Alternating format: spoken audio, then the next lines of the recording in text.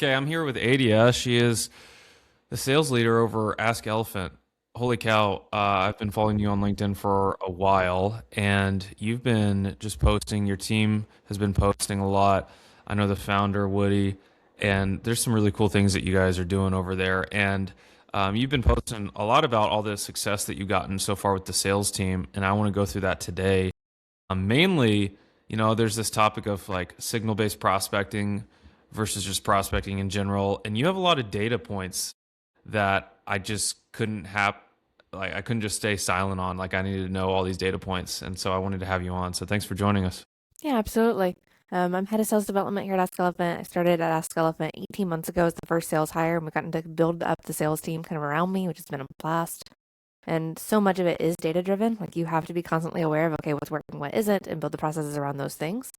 So I do have the data and I'd love to go through it with you. Yeah. First off, your name, it's Adia, It's right? Adia. Yep.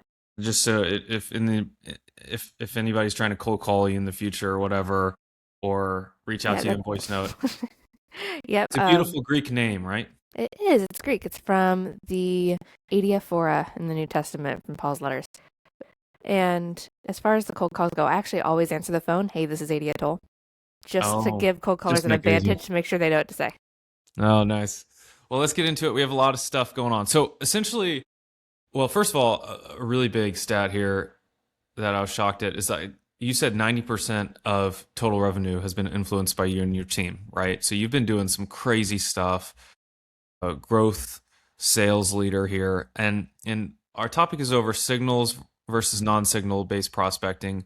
Share with me your data you have. You have data over 50,000 conversations on LinkedIn, and you have some really cool data about, should sales teams, should salespeople do signal based prospecting? Should you not? So why don't you jump in? What data do you have? All right.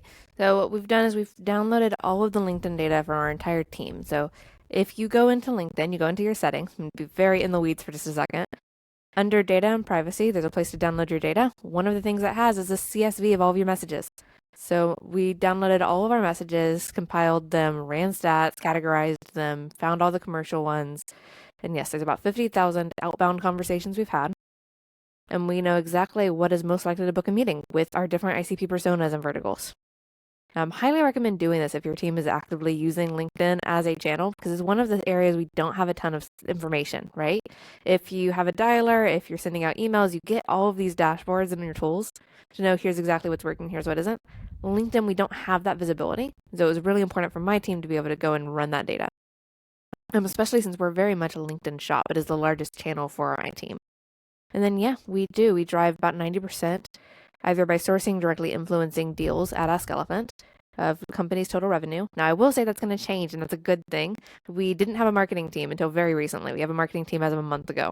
And so as marketing ramps up, hopefully the team will be a little bit less dependent on just the SDRs. And then the SDRs can move up market and focus on more strategic accounts. And that's just a natural progression of the company. It's not healthy for a company to be 100% dependent on one specific team.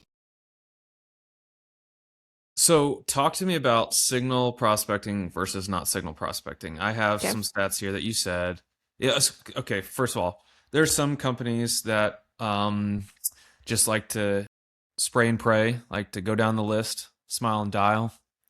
But your audience, the stats tell you otherwise, that signal based prospecting is a really good thing. And I'll push back here if that's the case, because there are a lot of sales reps out there that don't care to do research. They just go down the line. So what are you seeing as far as success when it comes to signal based prospecting? I see here the notes that I have is you got a 72% reply rate. And from that reply rate from signal based prospecting is 14.8% booking rate. Is that correct? Let me put my numbers real quick. So the overall reply rate for our team is 72%. When it comes to booking rates, when we have a signal, 14.2 is correct. 14.2. Okay. 0.2% is the booking rate. Now that reply rate is important, is if the 72% reply rate overall, when you are using signals wrong, I think it actually decreases your overall reply rate. And so we can talk a little bit about the frameworks and how I train my team to use signals. But if your signal selling is like, hey, congrats on the new role, or hey, congrats on the new funding round, or hey, I saw that you guys are hiring, those sorts of signals actually decrease your reply rate. So our reply rate on things that include phrases like congrats on the new role is something like 26% versus 72%. So that is a 50% difference in the likelihood of responding because it comes across very salesy. And I think that a lot of the companies that are selling signals, a lot of the companies that are using signals are using it in such a way that feels inherently salesy instead of it actually educating their reps on here's how to turn that into a pitch, here's how to make an observation that's going to resonate with someone and not just feel canned. So 72% positive reply rate, 14.2% booking rate. That's pretty incredible for a sales team. How many salespeople do you have on your team? Yeah, so right now I think we're about 7 or 8 people. Okay. And then do you have any data on the non-signal side, just generic Yep.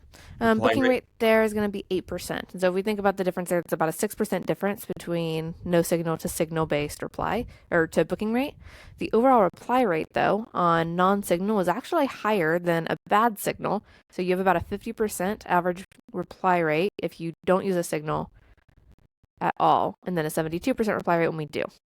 For those who don't know what signal-based prospecting is, give me a summary. How would you describe signal-based prospecting for your team and how you guys do it? Okay, so a signal is just an observation. It's going, hey, this is a reason for me to reach out to this person. That could be something like a comment or a LinkedIn post that they've posted. That could be a company-wide change. That could be a 10K report. Anytime that we have a piece of research that we're using to leverage as the reason for my call, the reason I'm reaching out to this person is a signal. Now, the way that we use signals should be different depending on where we're using it. I'm not going to use signals the same on LinkedIn as I would on cold calls. But there is a general framework I use regardless, and we call it the cold read, and that is observation, assumption, inference. We can walk through that real quick. Do it. All right, so an observation is the public thing that you know about the company. It's something you saw. It should never take you more than 30 seconds of research to have an observation.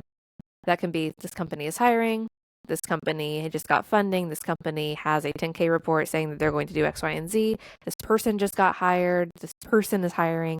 I'm looking for some observation about this person that is public facing, right? The assumption piece is what does this actually mean for this person? So if this is true of the company or of this person, what are they thinking about? What are their priorities? Can I make an assumption, a pattern-based assumption about what this person is dealing with based on that observation? So I have an example here of a conversation we actually had where we had a company that was hiring 12 open SDR roles. Okay. So you look at the company page, you see that they're hiring. All right. I'm going to talk to their head of sales. What's important to this head of sales if they're hiring SDRs?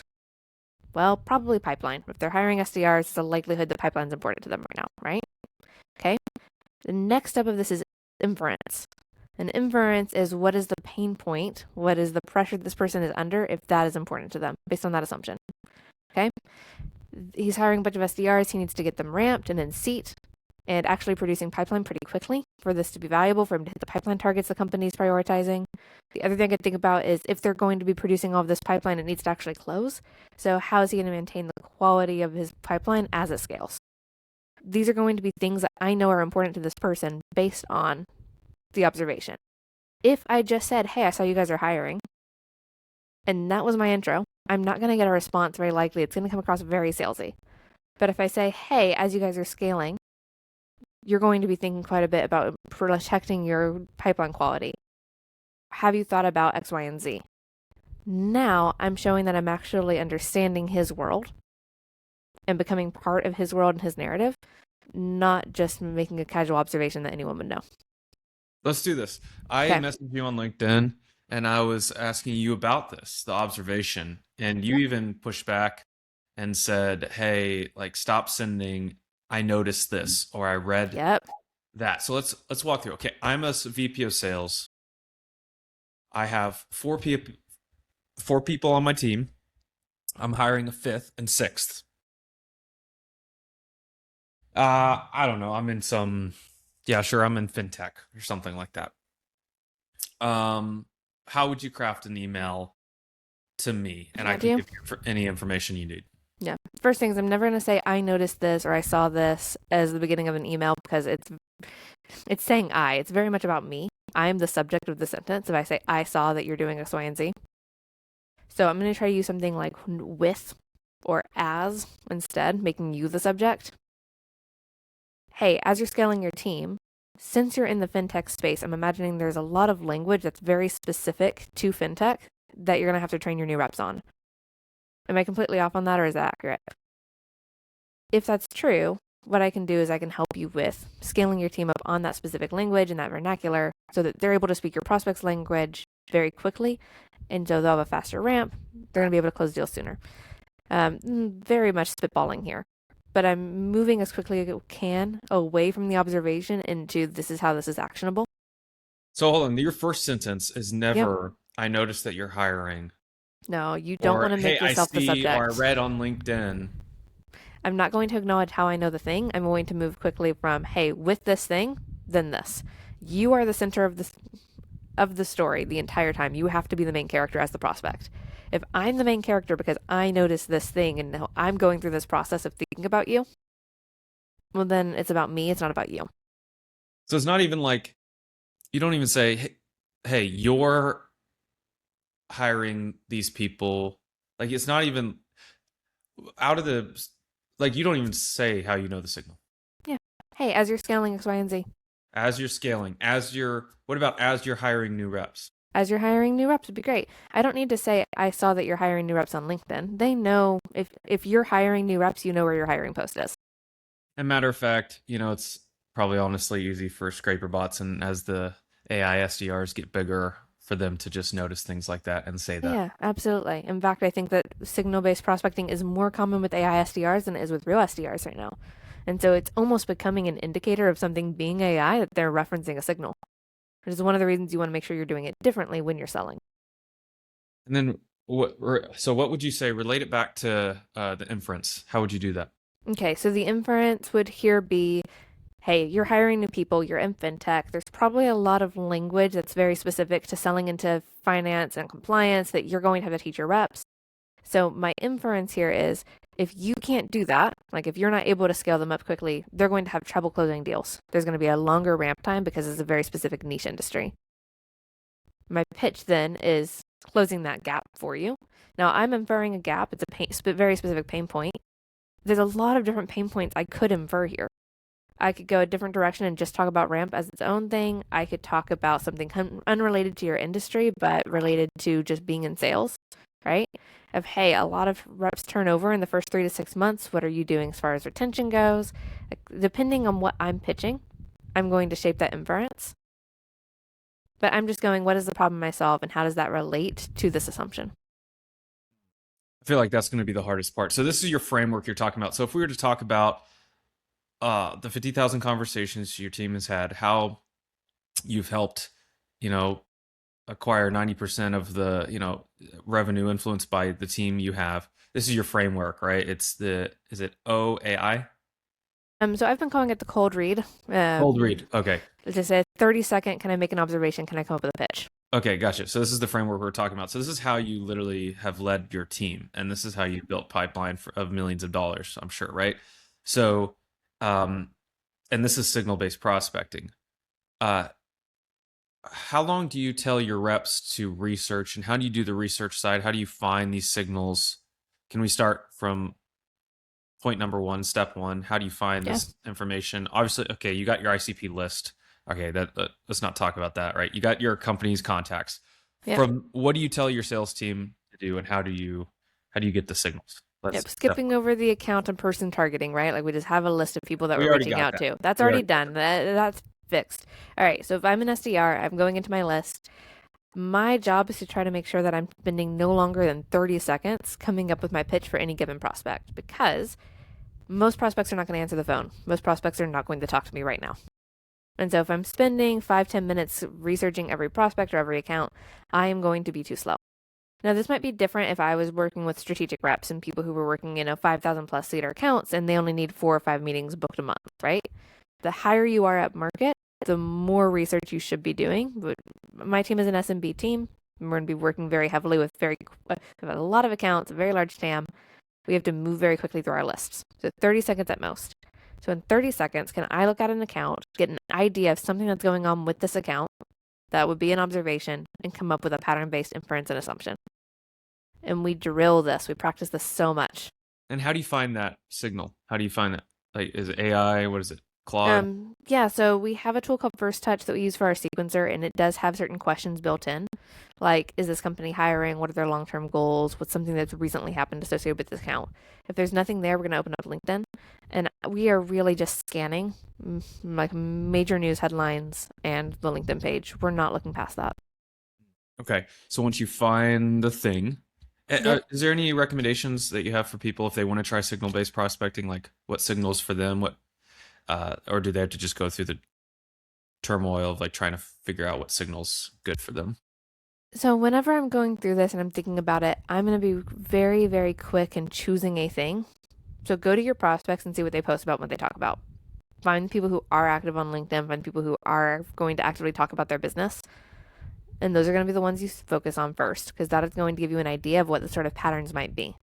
And then look for patterns that are associated with what your offer is. So if I was selling construction, the signals I would want to use as a construction seller would be very different than if I'm selling a SaaS tool, right? If I'm selling into construction, I'm going to be thinking about them announcing a new project or they are hiring a ton of people and they're probably going to need a new office. I'm trying to think of I shouldn't have used construction as my example. I Yeah. have no idea what signals I should use, right? Or But maybe a new job site. a Like new that's it. job A site, new job exactly. site. Like the signals those people have are going to be different than the signals I have selling a B2B software. So go and look at your current customers. What are the signals and the behaviors that were public about the company that led to them becoming a good customer of yours? And then those are the signals you're looking for on the account or on the person level. Okay, so you find the signal. What do you tell your team to do? Okay, I have a signal. I'm going to go through the observation, assumption, inference concept. So here's what I can observe about this company that's public facing. What does that tell me about the company's priorities? And then how does that impact this specific person? Now that I have that, I'm going to go directly into the call or into the email. I'm going to lead with some sort of opening challenge, is what we like to call them, which is, hey, I saw this. I'm not going to use that language. I've already told you not to do it. Hey, as you guys are scaling X, Y, and Z. The reason I'm saying it this way is I call it a challenge is because they can tell you you're wrong. So Yeah. you're giving them the chance to kind of opt in or opt out of like, yes, that is happening, or no, that's not true. Where are you getting that information, right? Once you've established that it's valid, it's going to be a lot easier to keep the attention of your prospect, and you can move into your big picture value prop, and you can move into the close. Is it almost like you're trying to get them to respond even if you have something wrong? Like, because people have a natural tendency to correct. Is that any of the psychology behind it, or have you ever thought about that? Yeah, it does work that way. Normally, the observation is correct, but your assumption might be incorrect. So, as we're doing these pattern based assumptions, you're going to come against things that were not true, not accurate. So I might say, hey, you guys are hiring SDRs. Clearly, pipeline's important to you, and that might not be true. There might be something else. So, no, we're just backfilling seats because we had a lot of turnover, right? So then you're going to get that correction to be, no, this is actually what's happening. Oh, great. What does that new thing they're telling me is happening relate to my pitch with? How can I turn this into that pitch? Some sales reps, I feel, including myself, have trouble coming up with that assumption and wanting to come up with assumption because I feel like if I say the assumption and it's wrong, then they're going to be like, oh, it's not relevant. Meaning the prospect's going to say, oh, it's not relevant because you assumed wrong. Bad David, see you later. Versus if I just don't make an assumption, I'll be better off. What's Okay. your opinion there? Who do you sell to? I sell to marketing people, salespeople, but my assumption is I do the signal based stuff too. I've been getting decent results with it as well, but also it's not a 14% booking rate. And so my assumption is, yeah, that they're building pipeline and that they're trying to fill their funnel with top of funnel leads. Like the not booked meetings, but top of funnel engaged leads.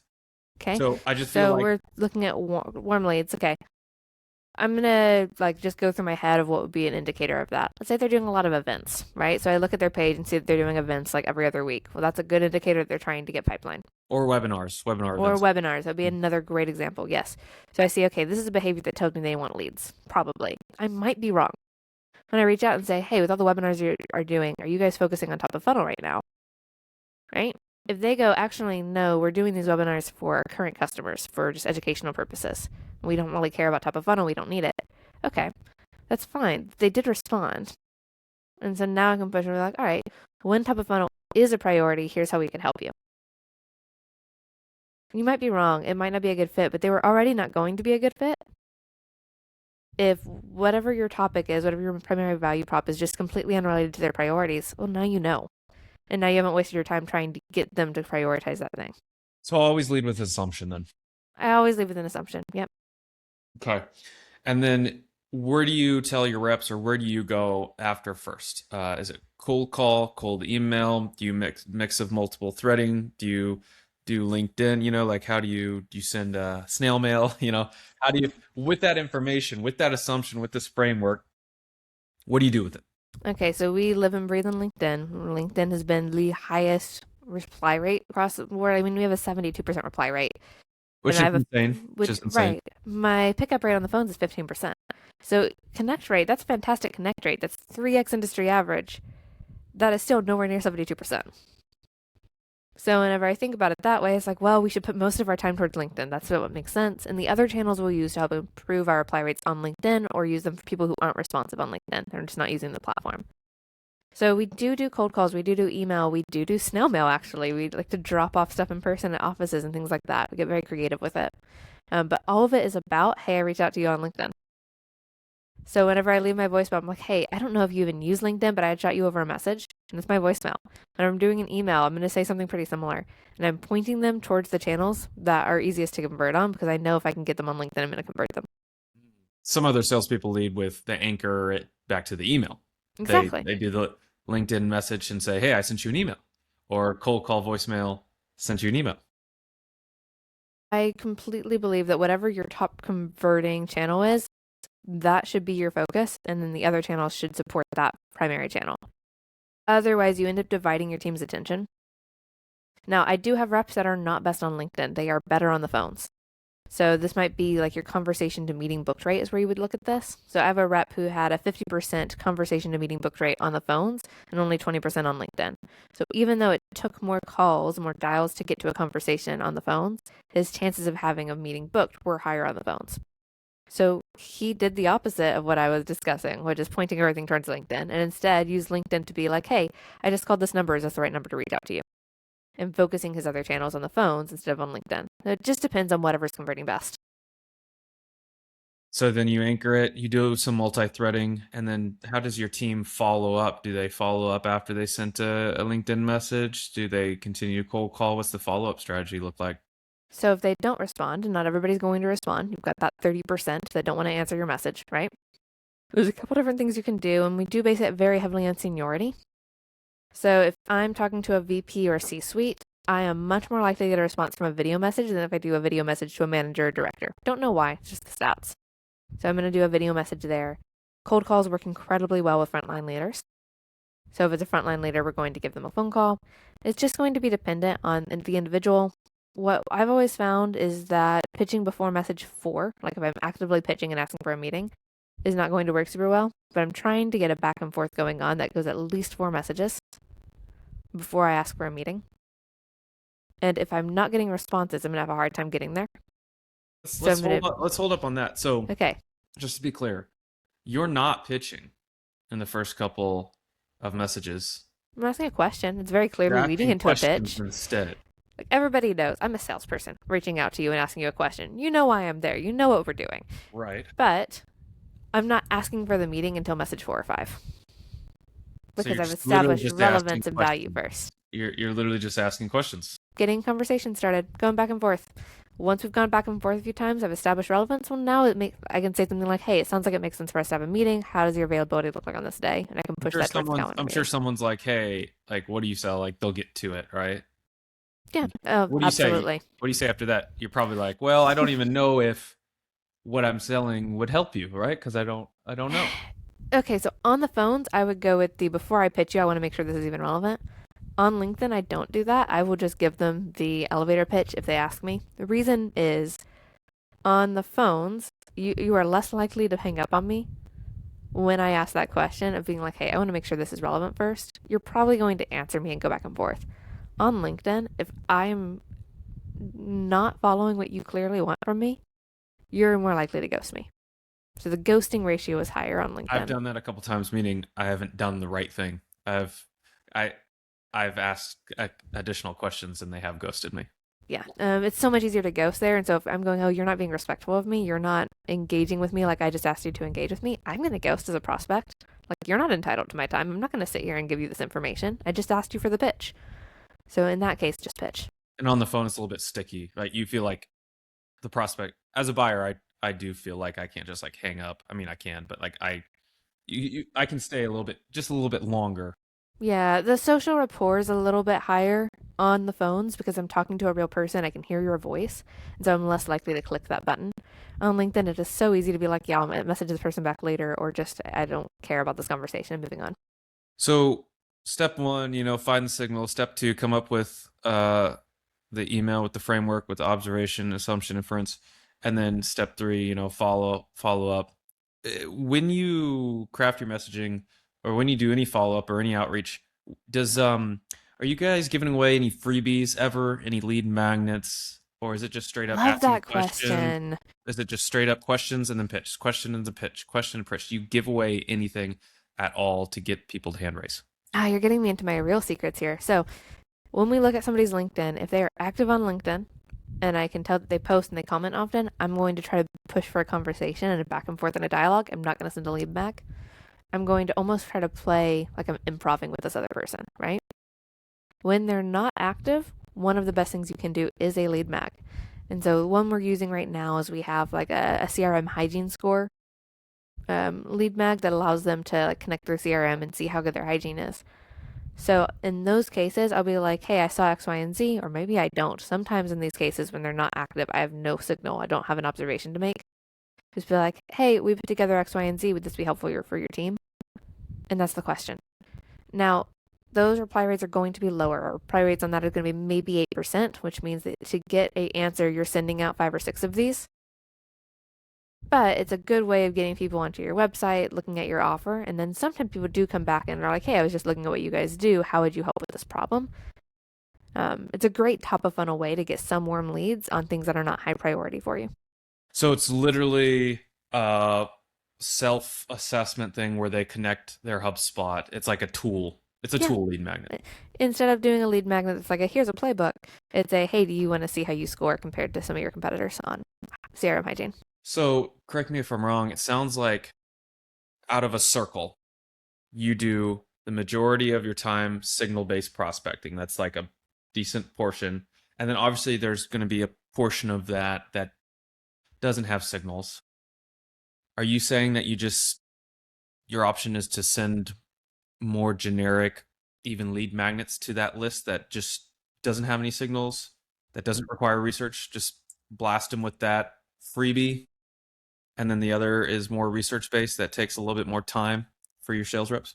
Yeah, the way that I talk to my reps about it is I want them putting about 95% of their time towards the top 5% of leads that are most likely to convert, which is going to be the signal based leads. The other 5% of their time is going to be warming up other leads that are going to eventually result in a meeting, right? I'm just trying to start conversations. So that's going to be much broader, but much lower effort. I'm not saying go and spam people with like copy and paste messages. But I am saying that if you're going down your lead list and you're going through your target accounts, you're going, I have no idea what to say to this person. Rather than agonizing over what do I say, just go with a more generic message and then move on to the next person where you have something that's less generic. Have you seen any results of just like literally to that situation? Just like, hey, pitch them the lead magnet. Why not? Just here, just always do that. Oh, Do yeah, you we default see to results that, all the or time. is it do you default to the lead magnet? That's my default if we don't have something to say. Like if you look at it and you're like, I'm not sure what to say to this person, just default to the lead magnet and move on rather than spending a ton of time trying to research the person. It's so easy, especially as an SDR and you're earlier in your career and you want to get as many sets as possible. You're going to be very distractible. You're going to get lost in research. I did it so many times when I first started as an SDR where I would put 30 minutes, an hour into researching each account. You don't have time as a rep. You really don't, and it's probably not valuable enough. The difference between 30 seconds of research and an hour of research is not that dramatic when it comes to reply rates. But you do say you do have enough time to find the signals and craft something personalized enough. Not like the hour, but But 30 seconds to figure out what you're going to say, and then maybe another minute towards writing the message, and then we're moving on. So out of all these results you've gotten, what are you most surprised at? Because some people would say, I don't Mm, need signal-based lead. I don't need that. I just need to just call people. And I guess it depends on what you sell, of course. If it's less relationship-based, less, the price that you're selling is, cheaper, right? I get that. But what are you surprised at on all your results? Are you surprised that it's signal-based leads that prospecting that is getting you these results? Are you surprised at what are you surprised at, and what do you think is really moving the needle for your team and the great success you've had so far? I've got a question for you on this. So one of our tactics on LinkedIn has a 53% booking rate. Okay, that's insane. If you had to guess what getting a 53% booking rate on just cold outbound, what would you think it was? Well, something to do with signals, right? You saw something, and then I don't know, something to do with personalization of like maybe snapping a photo of something that you wrote down. Oh gosh, that's a really cool idea. Now I need to go play with that. I need to start on that. No, it's not that. It is asking for internal referrals. So when we ask internally, like, hey, I saw your team was doing X, Y, and Z. Is this relevant to your manager? Would you be willing to talk to your manager about this thing? We have a 53% booking rate. That is not one of the things I expected. I've always thought that going and talking to an IC is probably not worth your time. But it has been dramatically helpful for my team to talk to other BDRs, other AEs, and talk about, hey, what's important to your company, and can I get a referral internally to your leader? Um, But does it still start with the signal? it still starts with the signal because I'm still going, hey, I saw this. And then you say, could you refer me to someone who is the decision maker Yeah, about hey, this? who on your team is responsible for X, Y, and Z? Is there any chance you could introduce me? 53%, not even referral rate, but 53% booking rate with that leader. It's insane. I know. Outside of that, one of the other things that has really surprised me is how important content has been. And this is probably very specific to RICP, You guys since we post a sell to lot. sales leaders. You guys We post a lot do. on LinkedIn.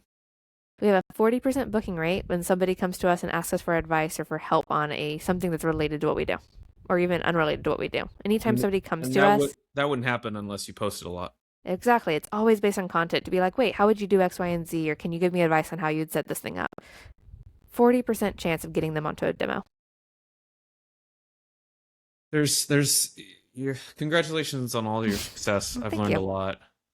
If someone real quick, lastly, if someone just wants to start with the signal, give me a quick playbook on the observation part because I think that's still actually hard for me to understand. So instead of can you give me is there any frameworks of like so instead of saying I read that, I saw that, Yeah. what literally is there one to two like just fill in the blanks that you would say for the observation just so people can get around not saying that Okay.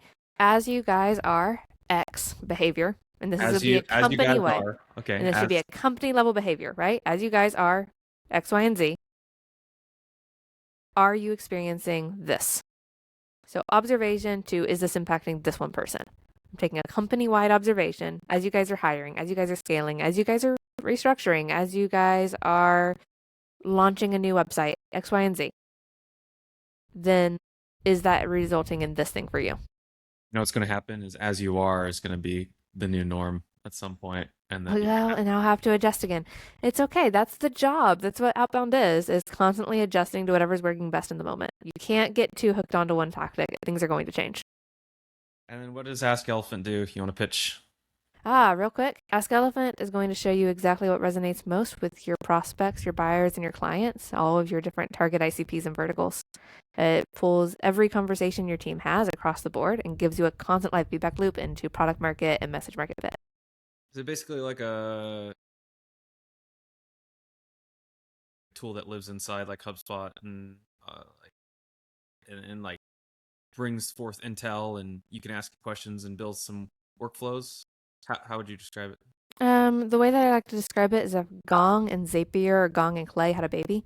Like it's giving you the sort of workflows and AI automation that you would have with a Zapier or a Clay, but with all of the conversational intelligence that you would expect from a Gong or a Fathom. It reads HubSpot data, Yep. CRM data, all that stuff. Has access to every conversation your team has. It's awesome. It's like a big intel tool. In total. Yep. Love it.